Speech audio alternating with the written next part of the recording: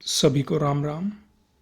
आइए अब शुरू करते हैं बैंक निफ्टी का एनालिसिस और निफ्टी 50 का, दोनों को साइड बाय साइड देखेंगे। हम यहाँ पे 5 मिनट के टाइम फ्रेम पे भी डिस्कशन करेंगे, फिर हम 1 आवर के टाइम फ्रेम पे देखेंगे, उसके बाद 1 डे के टाइम फ्रेम पे देखेंगे और फिर हम 15 मिनट के टाइम फ्रेम पे जाके इसका डिस्कशन करेंगे। साइड बाय साइड दोनों का डिस्कशन करेंगे। जैसे कि आपने देखा, अगर आप 8th को फोकस करोगे, यहाँ पे निफ्टी 50 अपने प्रीवियस डे हाई को निकालते हुए मार्केट ने एक काफी बेहतरीन मोमेंटम दिया।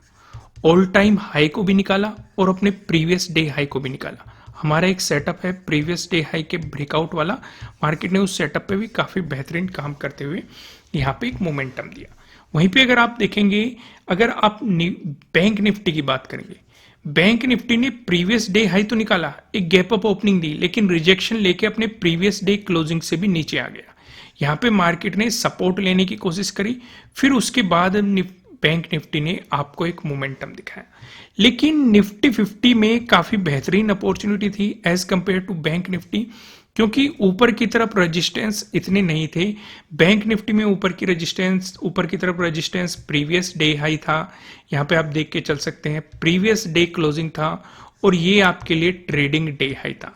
हालांकि फिर भी स्कैल्पिंग के काफी बेहतरीन अपॉर्चुनिटीज मिली, मोमेंटम मिले, लेकिन ये जो बड़ी कैंडल आपको देखने को मिली, इस तरह की कैंडल से बचने के लिए आपको प्रॉपर स्टॉप लॉस को फॉलो करना चाहिए, प्रॉपर स्टॉप लॉस लगाना चाहिए। क्योंकि कुछ लोग सिर्फ मोमेंटम को ही कैप्चर करना चाहते हैं। मोमेंटम को कैप्चर करने के कई तरीके होते हैं, मैंने आपको पहले भी बताया हुआ है।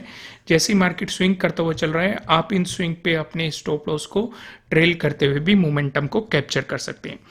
आइए अब हम देखते हैं 1 आवर के टाइम फ्रेम पे क्या सिचुएशन नजर आ रही है। 1 आवर के टाइम फ्रेम पे निफ्टी 50 में मार्केट ने जो ये ट्रेंड लाइन थी, जिसपे मार्केट रेजिस्टेंस की तरह एक्ट कर रहा था, बार बार इसका ब्रेकआउट देने की कोशिश कर रहा था, दे नहीं पा रहा था, आज इसका ब्रेकआउट भी दे दिया है और सपोर्ट लेके एक मोमेंटम भी दिखा दिया है। तो अगले रेजिस्टेंस की पॉसिबिलिटीज ये वाली ट्रेंड लाइन रहेगी, आपको 1 आवर के टाइम फ्रेम पे से ड्रॉ कर लेना है। इवन 1 डे के टाइम फ्रेम पे भी मैं आपको दिखाऊंगा, 1 डे के टाइम फ्रेम पे भी आप इस ट्रेंड लाइन को ड्रॉ कर सकते हैं। लेकिन अगर मार्केट रिवर्स आता है, यही ट्रेंड लाइन उसके लिए सपोर्ट की तरह एक्ट करेगी। वहीं पे अगर बैंक निफ्टी की बात करें, तो बैंक निफ्टी में अगर आप देखेंगे, इससे नीचे अगर मार्केट आता है तो इस वाले जोन में बैंक निफ्टी के लिए काफी इंपॉर्टेंट सपोर्ट बन सकता है 1 आवर के टाइम फ्रेम पे। अगर आप देखेंगे, जब मार्च में मार्केट इस जोन पे आया था, यहीं से मार्केट ने एक रेजिस्टेंस की तरह एक्ट करके एक रिवर्सल दिया था और वापस आते समय मार्केट ने इसे रिटेस्ट किया है। फिर जब इसका ब्रेकआउट देके ऊपर की तरफ मोमेंटम दे रहा है, तो वापस आते समय इस पे सपोर्ट की तरह पॉसिबिलिटीज मार्केट में बन सकती है। इसका ब्रेकडाउन मिलता है तो 48,000 काफी इंपॉर्टेंट सपोर्ट रह सकता है। इसका भी ब्रेकडाउन मिलता है तो इस वाले जोन में आपको बैंक निफ्टी में सपोर्ट देखने को मिल सकता है 1 आवर के टाइम फ्रेम पे। आइए इससे भी एक बार 1 डे के टाइम फ्रेम पे भी दोनों को ऑब्जर्व कर लेते हैं। जैसे कि मैंने बताया, दोनों में ट्रेंड लाइन दिखाई दे रही है, दोनों में ट्रेंड लाइन यहाँ पे मार्केट सपोर्ट लेके मोमेंटम दे चुका है, चाहे आप निफ्टी 50 की बात करें चाहे बैंक निफ्टी की बात करें। लेकिन बैंक निफ्टी में एक डोजी कैंडल का फॉर्मेशन आपको होता हुआ दिखाई दे रहा है, यानी कि बायर्स चाह रहे हैं कि मार्केट ऊपर की तरफ जाए, सेलर्स चाह रहे हैं कि मार्केट नीचे की तरफ जाए, और दोनों के बीच में काफी बेहतरीन फाइट आपको यहाँ पे चलती हुई दिखाई दे रही है। तो ध्यान आपको ये रखना है कि डोजी का जो फॉर्मेशन हो रहा है, डोजी के बारे में आप जानते होंगे, अगर मार्केट इससे नीचे आता है तो आपके लिए इंपॉर्टेंट सपोर्ट इस ट्रेंड लाइन पे नजर रखेंगे, साथ के साथ 48,000 पे भी नजर रखेंगे। अगर 48,000 का ब्रेकडाउन मिलकर नीचे प्राइस सस्टेन कर जाता है तो आपको बैंक निफ्टी में गिरावट भी देखने को मिल सकती है। आइए एक बार 15 मिनट के टाइम फ्रेम पे भी चीजें देख लेते हैं।